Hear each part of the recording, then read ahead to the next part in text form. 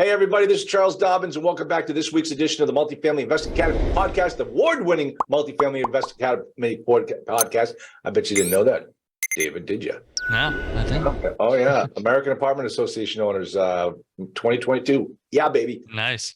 Yeah, I was pretty cool about that. So I have once again, David, you are becoming like the Steve Martin of the show, where like I think he's the lead host, the lead guest on Saturday Night Live. He's done it more times than anybody else. You've here you are back again, but this time you and I are going to talk about something that I have used recently, and I want to talk about your business and how you're doing it, and that is fractional officers.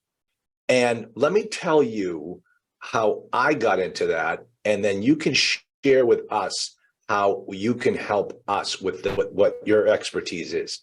So I have a coach, and every quarter I go out to meet with my coach and what we call the cohort, the whole group of people, and they all started talking about fractional officers, getting like a chief financial officer, chief marketing officer, a fractional chief marketing officer. And I kept thinking about, wow, okay, I don't know anything about that book. So then they mentioned a book called Fractional Leadership. And so I downloaded it on Audible, and I read all about fractional officers and how they come into your business and what they do. And I evaluated my business. I said, you know what I really need? I need a fractional chief sales officer. Mm-hmm. So I Googled it. I find a guy, I'm here in Nashua, New Hampshire. He lives down in Newport, Rhode Island. The guy's great. The guy has been absolutely fantastic. And that's when I got turned on to this concept of fractional officers, which is what we're going to talk to you about right now, because you can act as a fractional chief financial officer. So tell me about that. How does your system work? Yeah, well, a lot of people have bookkeepers or CPAs. They already know that concept. And a lot of people say, okay, I've got a good bookkeeper, I've got a good CPA, let me just take it and they can run with it. And then you meet with them maybe once a month, or on the best case scenario, or the worst case scenario, it's once a year, it's tax time. Here's my stuff. Make sure I pay as little as possible, but I don't want to talk to you or anything. And then it's like just running and gunning it, the rest of the time. So that's where a CFO or a fractional CFO comes in to be like, okay, we need to talk about what do you want from your business, and are the decisions you're making pointing you in that direction, and are the finances where you want them to be. I equate it to like a hospital. You've got the bookkeeper is kind of like the nurse on the day-to-day, and they're checking your vitals and making sure everything's good and making sure you're at least alive. And then you've got the CPA, who's more like the kind of specialist, like, okay, I need to go in there for surgery for one specific area of, my life, of the taxes, the tax portion. They work on this one specific area. Then you've got the CFO, who's kind of like a private doctor, doesn't even work for the hospital or the IRS. They work for the owner to say, okay, are you healthy overall? And are you maintaining a healthy lifestyle and making sure that you're in line with what your vision really is for what you want your health to be? So it's like, that's where I feel like the CFO comes into play, to be able to say, okay, do you have a good bookkeeper? Like, are your vitals good and you've got a good person checking up on you? Do you have a good specialist who's making sure that you're going to be okay? But then also holistically, are you good as overall? Your overall health, the business health, your health? Like, do you have enough coming in to sustain your lifestyle? Do you have really what you want from your business? So it's kind of an analogy of the CFO world. Then I do love what you said, fractional leadership. I mean, it's more than just CFOs. It's like, if you don't have someone in your business, but you need a key piece, a lot of people think they need to hire a full-time person, when there's great people. Like, I have a fractional COO on my team who literally managed like $100 million building in downtown Chicago. And I'm like, and that sold for over $170 million. But like, I just use him on a fractional basis. I don't need him 40 hours a week, in the office. So it's like, I love that concept just of fractional leadership, because a lot of people at the stage that they're in business, even if you're doing several million, probably can't afford a full-time chief of staff or chief officer or financial officer or marketing person or a sales leader. It's like, I need that fractional type leadership, because it's a fraction of the cost and it's not 40 hours a week. Okay. What's really embarrassing, David, is you pretty much described me when you talked about having the bookkeeper, having the accountant, only talking once a month, and you're like, like, oh my gosh, that's exactly the way I look at things. I make sure that come tax time, everything's all ready, everything's all set. I can get my taxes done in no time flat. But I mean, the bookkeeper and the accountant. Yeah, my account's a little bit more highbrow because she's a tax attorney and she actually plans ahead. But most accountants and bookkeepers are retrospective employees. They look back. No one's looking for this. Chief financial officer would look forward and like talk to you about your statement of cash flows. Oh, you're going to have a big hit this in 2 weeks. You better, reserve cash for that. Those types of things, which most new businesses, they get caught with their pants down on those things. I mean, how many times back when I ran my insurance business, did I get the call, hey, we don't have enough money for payroll?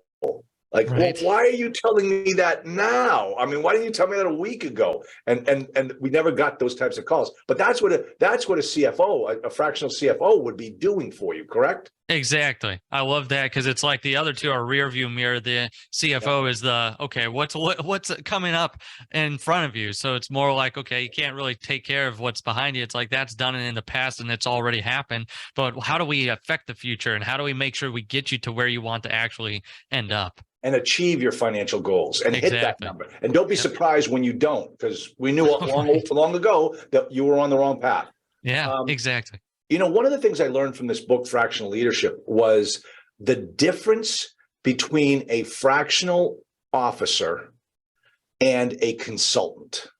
And that distinction blew me away. That's when I said, oh, I get it. I do need a fractional CSO. And what it was, because I had hired this guy to like coach and consult to my sales team. Yeah. And would do a half an hour phone call every Tuesday morning. We get on the call, and as soon as it was half past the hour, he was gone. Right. And we had better hope that we had gotten what we needed. As opposed to my fractional chief sales officer who sees a problem, says, I'm going to handle this for you. Like I needed somebody to create a commission payment schedule, something that I could track my numbers. He did it. Someone that hey, I've got this great idea that we should be able to market. And if I did it like an online calculator, that would be really cool. He says, let me go with it. And they don't get charged by the hour. Like he became part of my team. Right. Yeah, it was fantastic. It was really, really beneficial. So how do you work? Yeah, I love that description because that's where those fractional type leaders should be more team members than consultants. There should be a consulting component because they've got expertise. Yeah. But at the end of the day, it's like, how are we making sure that the day-to-day is happening? That's why I was saying a lot of people, especially on the financial side of their business, usually hate interacting with the financial side. They love the sales, the marketing. We're entrepreneurs. Yeah. That's what we are drawn to. We want to see the money coming in. We don't want to have any issues and we don't want to talk about it. And that's why a lot of people too, since that are entrepreneurs don't have the background in finances, they'll usually avoid it and just be like, here, just take it, run with it. I don't want to look at it. So that's where a lot of people get in trouble. But that's where if you have someone that says, you know what? You can still do what you love, go get the sales, but I'm going to make sure the day-to-day on the financial side is happening and that you're getting the numbers you're supposed to, and we can take those numbers and transform them into the future. That's what a fractional type of leader should do on the financial side, is saying you won't have the headaches, you don't have to manage them, and then let's get together to talk about the fun stuff. Or if there is an issue, let's tackle it together, and here's some of the things that I've done in the past. Are you good with this? Do you want me to run with it? That type of thing, those types of conversations that should be happening, because like you said, they're more a team member than they are just a consultant or a coach or someone that just comes in and says, okay, let's do this, and then out of here. Yeah. And I mean, this guy, granted, he costs me a lot of money, but he's been worth it. He really has. What he's done, when I knew what my problem was with my sales staff, I didn't have a sales process. I paid the big money for HubSpot and we were not even touching it. I mean, and he came in and blew. I mean, we are in such better shape now. He was worth every dime I paid for him. I mean, and what I got was a guy who graduated from Notre Dame because he couldn't get into Boston College. That's usually what happens. And I mean, he went to University of Chicago for his MBA. He ran big sales organizations for Fortune 500 companies. That's the quality of person I got when I hired this guy. It was fantastic. And it really has raised the game of my company. And for that, it was worth every penny. Let me put something in here. I don't know if you've in the real estate game, you know, a lot of people love the virtual assistant thing. They get the virtual assistants. It's a cheap way of getting out there and like, let's get some work done. And I'm not against virtual. I've worked with one now for almost 9 years who's like a lifelong friend at this point. Yeah. So I'm not against that. But I almost feel like if you have that same mentality, this is almost the flip side of how do I pay a good price, but I don't need a full-time person. So I'm really paying what I should for an incredible person that's going to be a leader on the team, where a virtual assistant takes care of the tasks and a lot of the admin stuff. This is like a leader to make sure that I'm deficient in a certain area of my business. And how do I pay for the best person, but I don't need a full-time person? So it's almost like that virtual assistant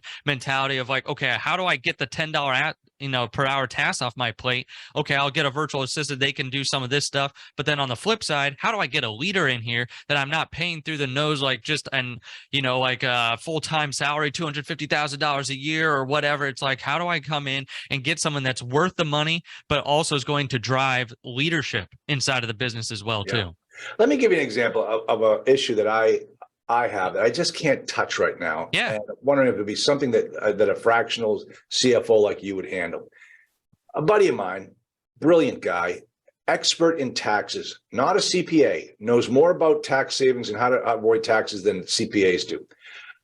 He has told me that I would be best off taking the new division that I created that is now generating a lot of profit and sell it to my 401k and have the 401k generate the profits and, pay me a distribution and pay me a salary because I now work for the company that is owned by my 401k. It's a whole new concept. And he sent me this 20-page document to read through it. I'm like, it sounds great. I should probably really think about it. I would give it to you and say, what do you think? Like, is this something that my company should do? That would be like the level of what you would do, right? Right. A leader should say, that's like almost hiring an attorney where they should read the terms and conditions for you of like the things that you go through. It's like the same thing here. Okay, let me see what he's doing, because obviously everyone has their setups into different things, and is there case studies and law,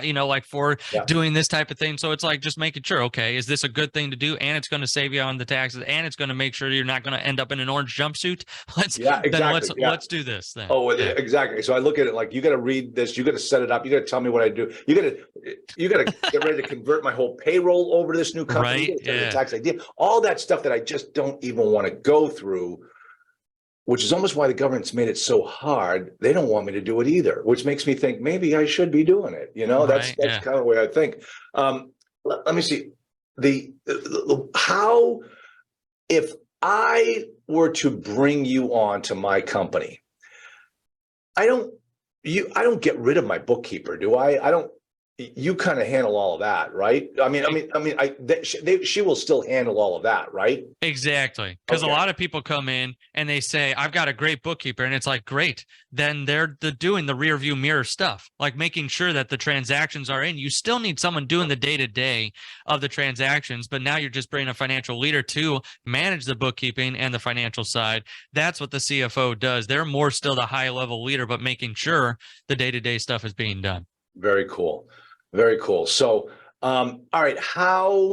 Here's what I'm going to end with. All right, David, it's good. I mean, we're not done yet, but I'm just saying so when we get off the phone, I want you to send me a proposal, because I want to see what it's going to take to work with you and what you're going to do for me and what it's going to cost me. Yeah. So where would for those listening, because obviously you and I already have a connection and you're going to do it now because I told you to do it. But for those of you listening, and you want to find out what it's like or what it's going to take to work with David, how do we reach out to you? Yeah, just the website, simplecfo.com. You schedule a call there with our team because we want to make sure, number one, you're ready for a fractional CFO, like on your journey, that you're ready for that financial leader to become in place. And then number two, if you need those good connections in the bookkeeping CPA world, like we have those good connections too, because you got to get some pieces there. But if you want to go to simplecfo.com, you can schedule a call with our team, and that will literally be a guidance call of, is this the right time for a CFO, or like, where are you on your financial journey? That's very cool. So can I skip the call and just have you send me Yeah, since we've talked so much, we can, and we've done this one and we've done other ones in the past back and forth. I'll definitely just send you the proposal deck. You're my Steve Martin. Hold on. I gotta show you a picture. I know this is like people who are watching right now are like, wait a minute. Or the people who are listening right now are like, wait a minute. We can't see pictures. And maybe and David might not be able to see pictures either. Let me see what I can find. Here we go. There they are. Okay. Check out this. See if you recognize this guy. Oh, is that Steve Martin? It looks like that is Steve Martin. Yeah, yeah. I went to see him. And let me see if you can see this picture. Now, where are you located, David? Orlando area. Okay. So see if you can recognize these two guys. Oh, is that Martin Short? Yeah, Martin Short. Yeah. I had third row seats. That's awesome. At Steve Martin and Martin Short. And it was just, I tell you, when Steve Martin walked on stage, it was like you were in the presence of the great one. There was the guy, right? Yeah. Like 20 feet away from me. It was the coolest thing in the world. Those guys had so much fun doing their show, and good for them. Good. He's 77. And wow. Martin Short is 73. Martin Short just became a grandfather at 73. God love him. I'm so glad. My daughter's pregnant right now. I'll become a grandfather at 72 because I'm 72 years old. Yeah. Congratulations. Thank you very much. Incredible. Yeah, that's so cool. But and Martin Short made a funny joke. He says, Steve, you've always looked like you're 77 years old. And he really does. He looks like he hasn't changed a bit. Right? So. Yeah, that's great. It's a long time. Exactly. So, hey, David. So we got your website, we got your email address, and people can reach out to you. I think it's a great idea. I really do want to talk to you about it because I think, as I was on the phone here, I said, I got to book a time with my bookkeeper because she keeps canceling on me. I'm like, is she absconding with all my money or something? And so right. I was going to say too, because that's the other thing is the CFO should come in to make sure you've got the right bookkeeper, CPA, and sometimes they just need some hand holding where it's like the entrepreneur, you don't want to do that. You don't want to do the hand holding, like just go out there and get the deals done. Now, here's my final question. Yeah, for sure. The deal that I have with my chief sales officer was a 3-month contract. He says, we're going to only need 3 months to get you up to running. Now, the 3 months is coming up, and I would still like him to come on and remain on at a certain component. I don't want to keep paying the amount of money I'm paying him now, but I mean, I want to tailor it back. How does the engagement work with you? Is it just nonstop, or do you see yourself coming in and solving a problem and then getting out, or how does that work? No, there's two ways that people usually stop. Number one is they've outgrown us. Like they go from, 5 million to 10 to 15. Like we've had several people where we help them hire a full-time CFO on staff and then train that CFO to take over what we're doing. So that's one way. The other way is like, okay, hey, it's a bad time in the market or whatever. Maybe we might need to pause you or whatever it might be, but we're looking out for you. But it's really just however long you need us. We don't say it's 3 months and then you're done. It's more like, okay, we see this as a long-term relationship. And if you need to stop, you can stop at any time. So that's kind of how we work with people, but it's just more like once they see the value, and it's more like what you just said with the fractional people. It's like, we need this person long term. They're a part of the team now. Yeah, that is so cool. All right, I love the idea, David. This is awesome. Yeah. Thanks for being on my show, and I mean. What do you want to be on next week too? Right? Yeah. I was gonna say. Yeah. Well, no. Next week is your turn again. On mine, that's right. Then I'm going to be on yours. Yeah, I was going to switch it. It's like you have your podcast, I have my podcast, but it's actually like the same podcast. Like right. Exactly. So, all right, buddy. Thanks. Great to see you, and we'll be talking soon. Thanks, Charles. Thanks, man. Bye-bye.